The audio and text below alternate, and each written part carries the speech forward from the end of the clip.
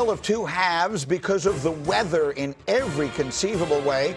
It was Drake May's Patriots taking on Jarrett Stidham and the Denver Broncos. And early on, Dan, the very first opportunity they get, or the second drive, I should say, Jarrett Stidham leads them right down the field, one big passing play, and then this touchdown to Cortland Sutton. Yeah, nice job of getting him on the move. Sutton wide open. This was the ideal start for the Denver Broncos. Then flip sides, second quarter, critical decision from Sean Payton. 4th and 1 from the 14 with a 7-0 lead and your defense playing great. He doesn't take the points.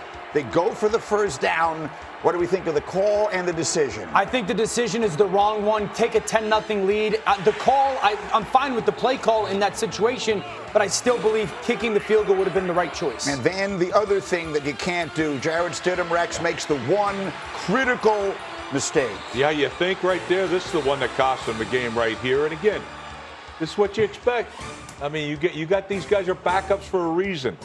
All right, he'll be a backup the rest of his career. He tries to flip the ball away. It is a backwards pass. It should have been a touchdown for the Patriots. Instead, they rule it on the spot that he picks it up, but it's no problem because Drake May takes it right in. So we're tied up at 7 at the half. Now we go to the third quarter. Patriots on a 4th and 1. Drake May, he's going to sneak and he's going to get it, and they're going to look at it. And Sean Payton, D. Wood, would challenge this, even though he has no chance of this being overturned. Yeah, listen, from that view, obviously that's why he challenged it, but when it's that close, maybe you want to say your time out there. Yeah, the idea that anyone was going to look at that and decide is clear and decisive. So Andy Borregales winds up kicking a 23-yard field goal. You can see the snow has begun to fall. Those 3 points are obviously critical. Fourth quarter, it's now a snow globe with wind. The employees are trying to clear the field off. 46-yard field goal attempt from Will Lutz here. Dan, at first it looks like a terrible kick, but a second look at it, you realize this ball is blocked by Leonard Taylor. Yeah, it's a great job, Rush. You can see one D tackle getting low, one getting high. Taylor gets his hand up. Outstanding by New England special teams. And so Denver would have one final chance. Jarrett Stidham, they had no offense in the second half at all. Conditions were obviously a huge factor. Christian Gonzalez with the interception. Patriots just need one first down to put it away. And what do? They keep it in the hands of their quarterback. Yeah, this is an outstanding play call by Josh McDaniels and Drake May. Just the ability to get on the edge, get the first down. Great play call, great execution. Strange second half in which the weather was such a factor, but in the end, the celebration. Stephon Diggs is going to the Super Bowl. Mike Vrabel's going back to the Super Bowl. In his second year, Drake May is going to the Super Bowl.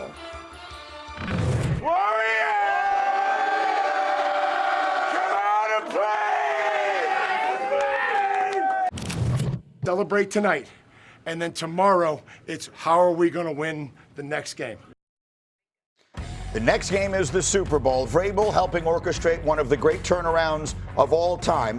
The Patriots are the 6th team to make the Super Bowl after having 5 or fewer wins the previous season. The last team to win the Super Bowl in that scenario was the Patriots in 2001 in what was Tom Brady's second year. As for the Broncos, lots of questions, particularly about going for it on that 4th down in the second quarter. Here's Sean Payton.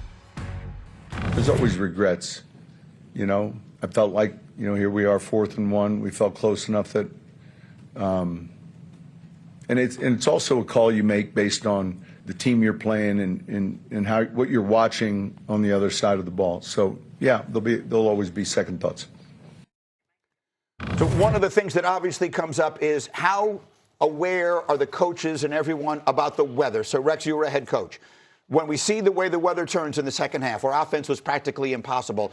Passing up on the field goal, I think then in hindsight looks worse. How aware are the coaches of what the weather is going to be as the game goes on? Oh, you're definitely aware of it. There's no question about it. Now, are you aware of the fact that it's going to be like it was? Like that bad? I don't think so. Because, we got really bad weather coming in at this time. Right. You know it's coming. But do you really know it's coming in like that? And look, on this call here, I hated the call right here because you got to assume you're going to get pressured here.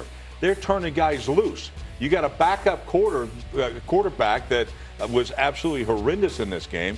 So I never liked the call itself. But to Sean Payton's credit, right? Like he's sitting back and he's got all these little nerd dudes, analytic nerds that, you know how I feel about them. Yes. They're the ones piping in, let's go for it. Analytics says, let's go for it at 52%. Oh, I don't care what it says. Coaching is an art. It's not a science. And you got to understand, points are going to be at a premium here. And so to me, and of course, I get it. I can sit back and say, oh, yeah, kick it because he missed it. But you got a backup quarterback. I certainly wouldn't have put it in his hands. G. Wood, how about it? How about the kicking the field goal there? It's been sort of a theme in this postseason, teams leaving points on the field in those situations, and it winds up costing them. Yeah, I tweeted right before the play. I'm like, take the points. You're playing with a backup quarterback. Oh, by the way, the Patriots defense is one of the best defenses in the league. So instead of being up 10-0, now you're stopped on 4th down. Then you turn the ball over. The Patriots go and score, and the game is totally flipped on its head, 7-7. I feel like in the postseason, not only in the postseason, but this whole season, the pendulum has swung too far with coaches being ultra aggressive on 4th down. It's almost like these coaches are allergic to points. Like in this situation right here, that was a chip shot field goal. You take the points in that situation because points are at a premium, and it cost, and it came back to bite Sean Payton in the butt right there. Now, listen, if they go up 14-0, everybody's saluting him for being a genius, but they didn't. And there's been a shift. It has not just been in this post.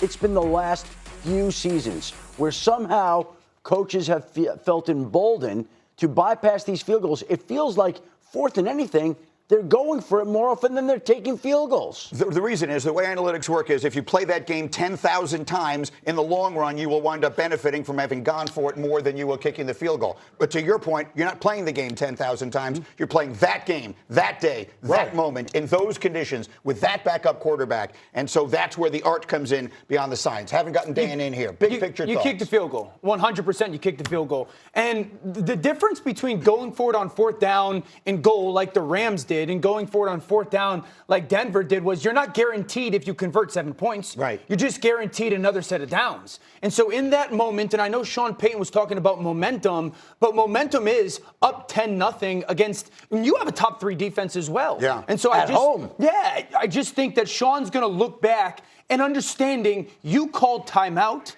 So now you've given New England the opportunity to have clear communication. What do they like to go to? What's going to be our call? Be ready for something like this. And I think that moment when you call the timeout, you're actually now giving an advantage to the defense to have more conversation and to alert all your players of what your likely tendencies are. Absolutely right, Dano. 100% agree with you on that. But the biggest thing is this.